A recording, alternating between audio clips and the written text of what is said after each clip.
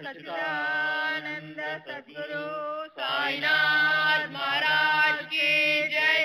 सद्गुरु श्री साईनाथुनी शरद बाबूजी की जय।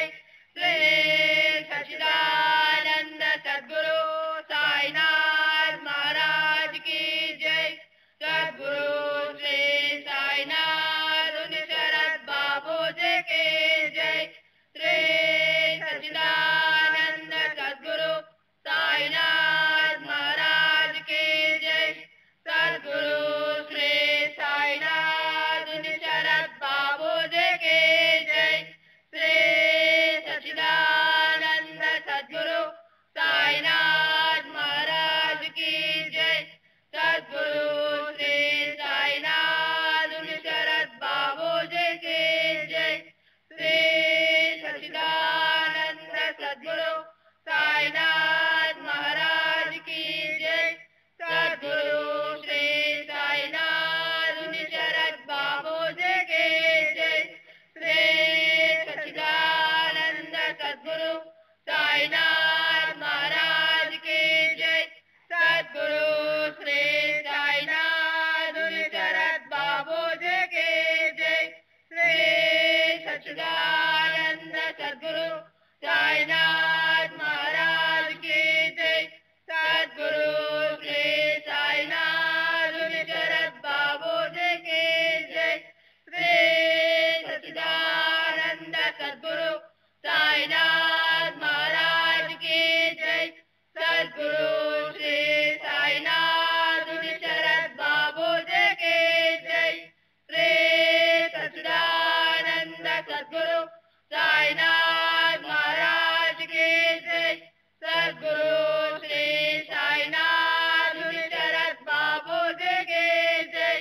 श्री सच्चिदानंद सद्गुरु साईनाथ महाराज की जय। सद्गुरु श्री साईनाथुनी शरद बाबूजी की जय।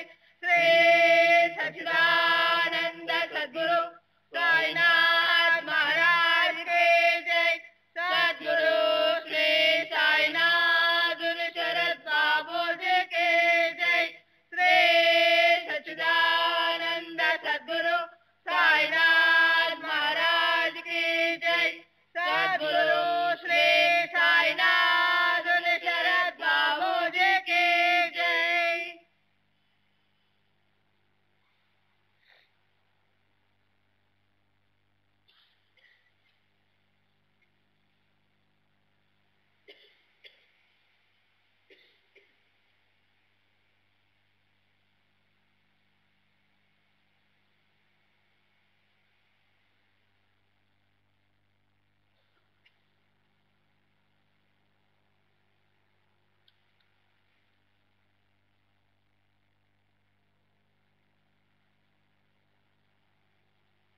श्री सच्चिदानंद सद्गुरु साईनाथ महाराज की जय।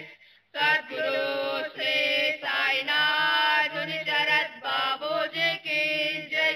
श्री सच्चिदानंद सद्गुरु साईनाथ महाराज की जय।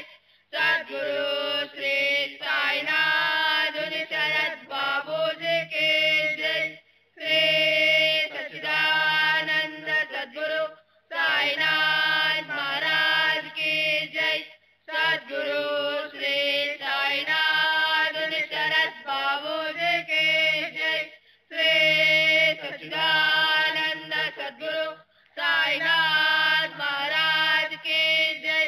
सद्गुरु श्री साईनाथुनी शरद बाबूजी की जय। श्री सच्चिदानंद सद्गुरु साईनाथ महाराज की जय। सद्गुरु श्री साईनाथुनी शरद बाबूजी की जय। श्री सच्चिदानंद सद्गुरु साईनाथ महाराज की जय। सद्गुरु श्री साईनाथुनी शरद बाबूजी की जय। श्री सच्चिदानंद सद्गुरु साईनाथ महाराज की जय। सद्गुरु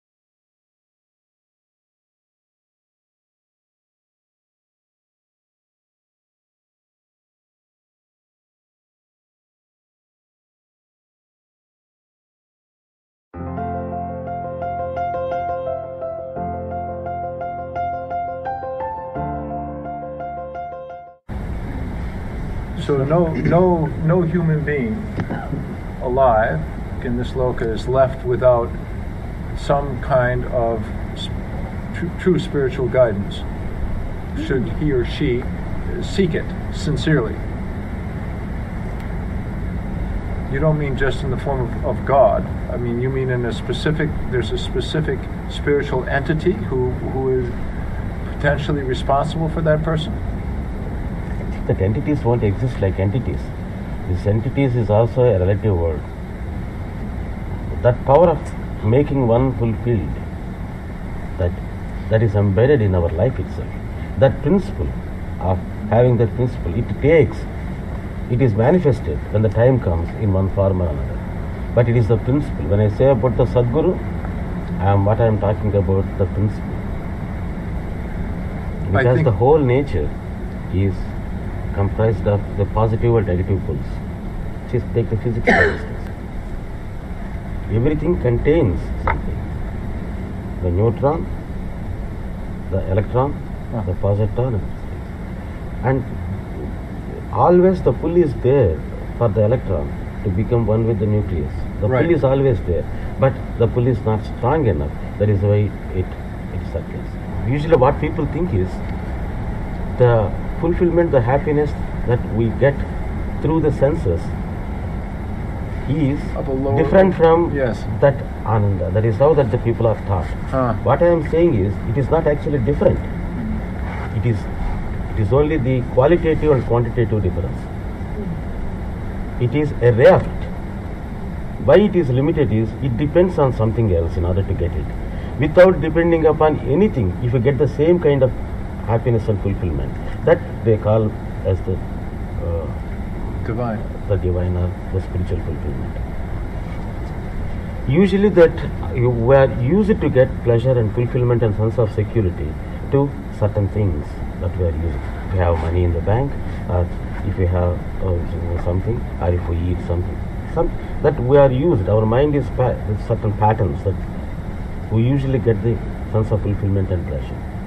When you are here and you are getting that sense of security, trust and fulfillment without having to do of any of these means, which you do not know how it is coming, why we are fulfilled, why we are happy here, what makes us happy here. Sitting in the cold for 12 o'clock in the night, usually it won't give us pleasure. But why? What makes us? So without our usual means, when you are getting something this, then that is the source. That is the means with which that you can go, you can transcend it. Your dependence on means, the other means which you are used to. And this principle of making you not dependent on these things is what I call Sadguru, the force that is there in every being. Because every being craves it. That is embedded, that is so natural, that is a part of the life, so biological.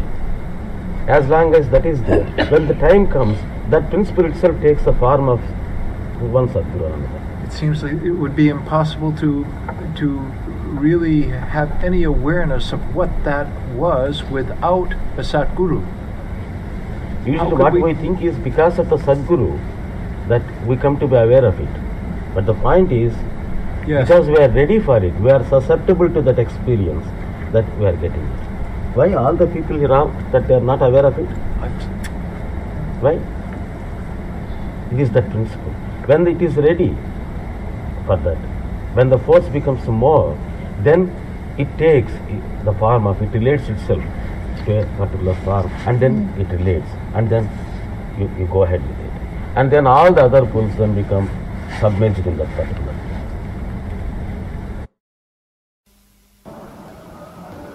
Yes, Sadguru is one that whose emotions have been harmonized so much that he has already become a magnet. And just like a magnet has its power on the piece of iron, the power is not a power to hold or do something, because both contain the same material but in a different nature.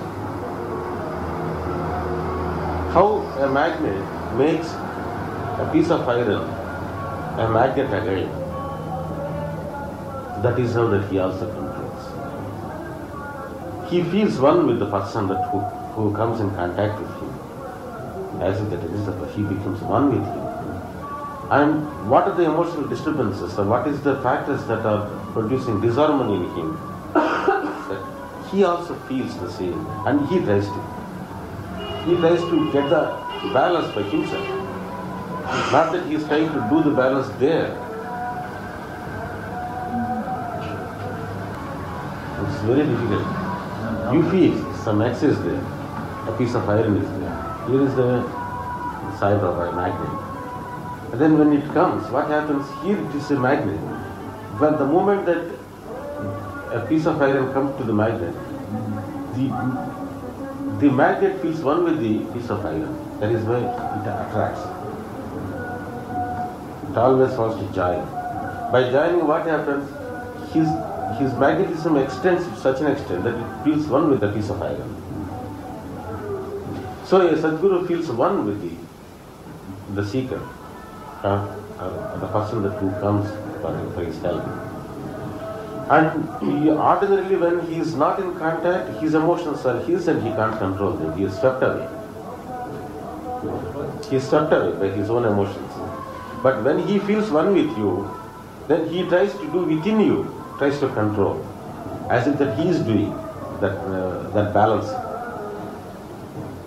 Just as somebody is cycling, somebody sits at the back and then try to give the pedal, which gives the feeling that actually he is cycling, but he is in one way yes, in one way no.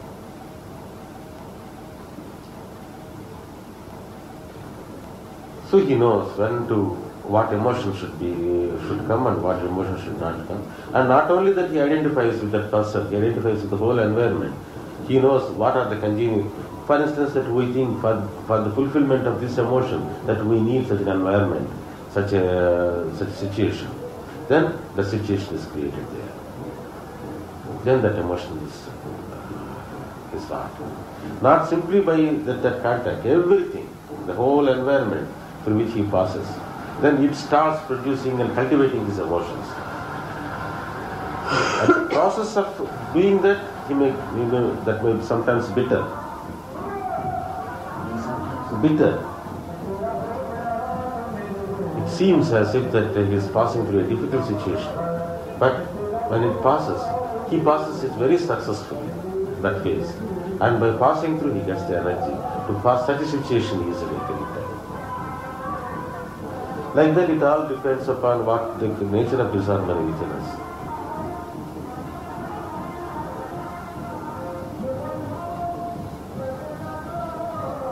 So every movement is in his fingertips, as if that it is the reins through which that he makes the people work, act.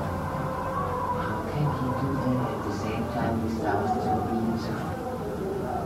The millions and millions is for you, but for him there are not no millions.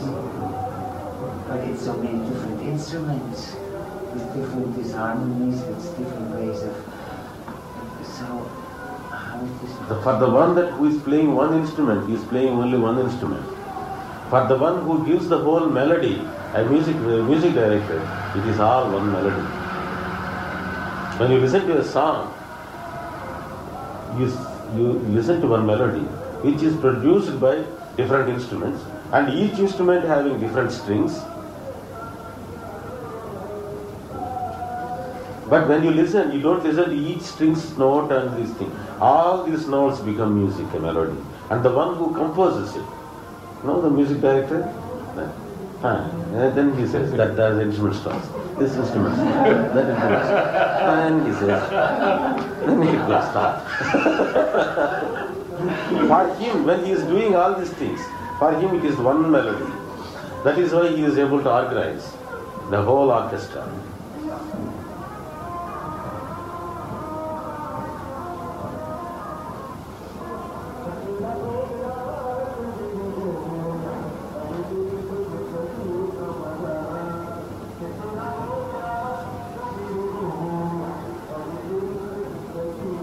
For a music director, actually he plays all the instruments because he is the one who composes the tune.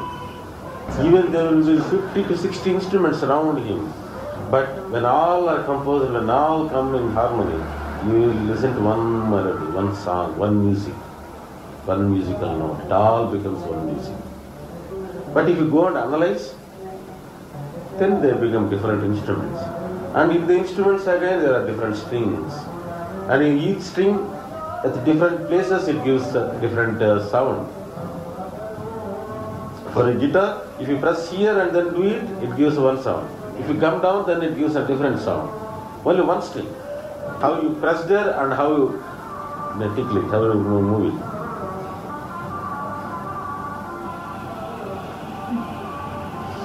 And in combination of two, it gives another one. So there is nothing that this string will produce this note. No, nothing like that. In that way, there are millions, unlimited notes can be produced. But a musician doesn't count how many notes that he is producing. For him, it is one note, one music, one tune, one raga.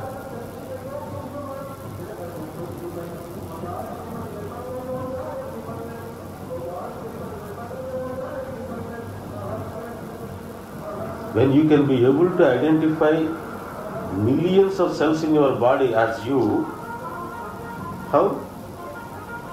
Your body is composed of millions and millions of cells, living cells, and all you feel it is I. You are identifying them with all. How not a Sadguru identify himself with all for him the whole thing is his body. If you can tell me how you can be identified with all these millions of cells in your body, I will tell you how a Sadguru will identify millions of beings. And if you want to ask me, just ask, you are identifying with your million cells of your body and feeling that it is you and you are one, he is also doing the same way. But these millions of cells, not everybody has a different request, and that it's. Yes, they have different requests. That is why you take food and you take rest. You sit this way and you sit that way. Why you change your posture? Because this part of the cells of the body, they say, it is paining. For not sit like this, and then you sit like that. You are answering with all these needs. The different needs in the cells of the body. And then some mosquito comes and bites you. And then this cell say, I am troubled now. Come on, scratch. And you scratch.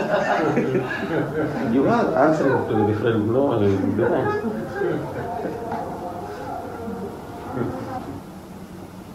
So it's not just the faith. But all that I say to you, if there is something that you have to believe it, I am telling by your own experience. There is nothing that you have to believe. It is a fact which you can see.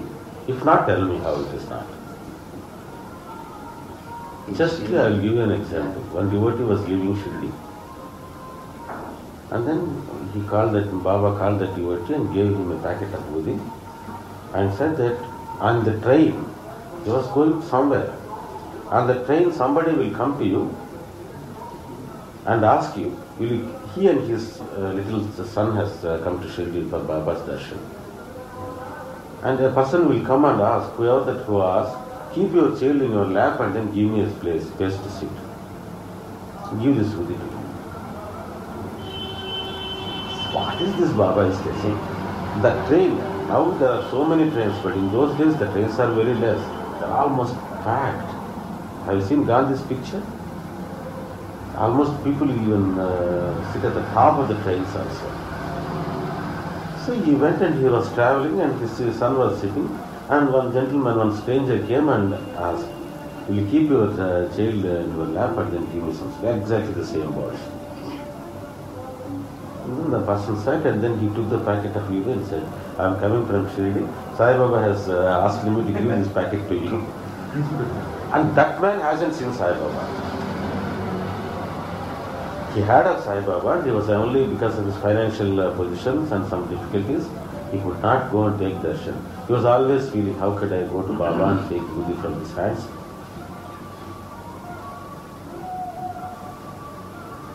And that man hasn't even seen Sai Baba. hasn't visited Shirdi. And among hundreds and millions of people, how Baba can say that? In fact, with this one person, this makes sense, but then at the same time, You can see his life. There are so many millions people. of others. That is what I am saying. That cell which is in need, you react to it.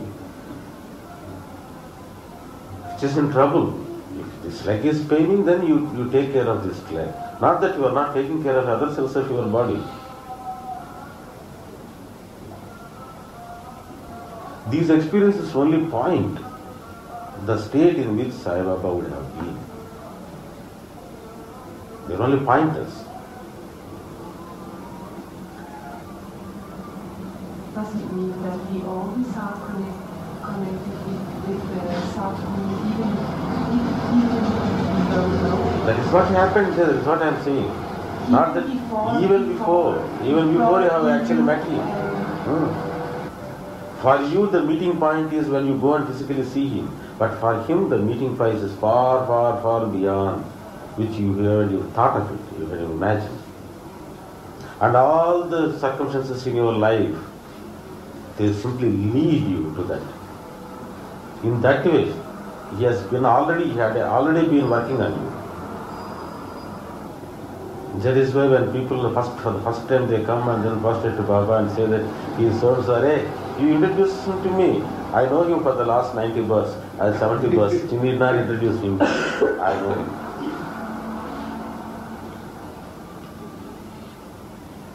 I brought him here.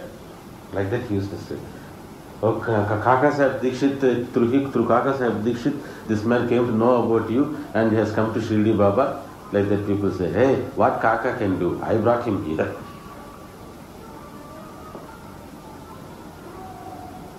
And does it mean before Sai Baba was living and after he's In another form. He might be working in another form. Yeah, and afterwards as well, when his body is not living, he's working. So they are like Sai Baba family and other kinds of families. The principle which works through Sai Baba is the same. He may be working through different forms. That is what he said. I am one among the forms. To whom that I am karmically related, I will cater to their needs. A cell here which is disturbed, for itching for instance, it needs help, then another cell in the body, it will cater to its needs. And if it's some other thing you eat, another thing will cater to another part of your body. It's not that Sai Baba is the only person who is catering to all the millions. It is a principle. It is the principle that which is working through Sai Baba is catering. He is catering to the needs of all the people.